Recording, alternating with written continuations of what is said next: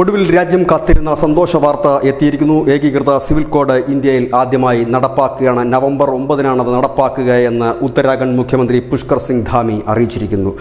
ഇന്ത്യയിൽ ആദ്യം നടപ്പാക്കുന്ന സംസ്ഥാനവും ഉത്തരാഖണ്ഡാണ്. ഉത്തരാഖണ്ഡിൽ BJP വോട്ട് പിടിച്ചതും ഈ ഏകീകൃത സിവിൽ കോഡിൻ്റെ പേരിലായിരുന്നു. ഏകീകൃത സിവിൽ കോഡ് നടപ്പാക്കുമെന്ന് പറഞ്ഞുകൊണ്ടായിരുന്നു കഴിഞ്ഞ നിയമസഭാ തെരഞ്ഞെടുപ്പിൽ അവർ മത്സരിച്ചത്.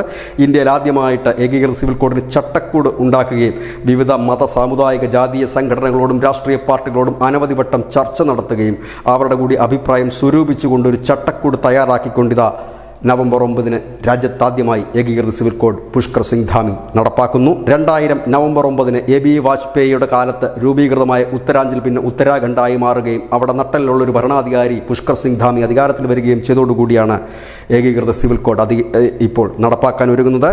പുഷ്കർ സിംഗ് ധാമി പറയുന്നത് മതമോ ലിംഗമോ ജാതിയോ പരിഗണിക്കാതെ എല്ലാ പൗരന്മാർക്കും തുല്യനീതി എന്ന തൻ്റെ വാഗ്ദാനം നിറവേറ്റുകയാണ് എന്നാണ്. ഇത് ഈ കഴിഞ്ഞ ഫെബ്രുവരി 6-ാം തീയതി ഇത് ഉത്തരാഖണ്ഡ് നിയമസഭയിൽ അവതരിപ്പിച്ചിരുന്നു. 7-ാം തീയതി ഇത് വലിയ ഭൂരിപക്ഷത്തോടുകൂടി ഉത്തരാഖണ്ഡ് നിയമസഭയിൽ പാസ്സാക്കുകയും ചെയ്തിരുന്നു. News desk news India Malayalam.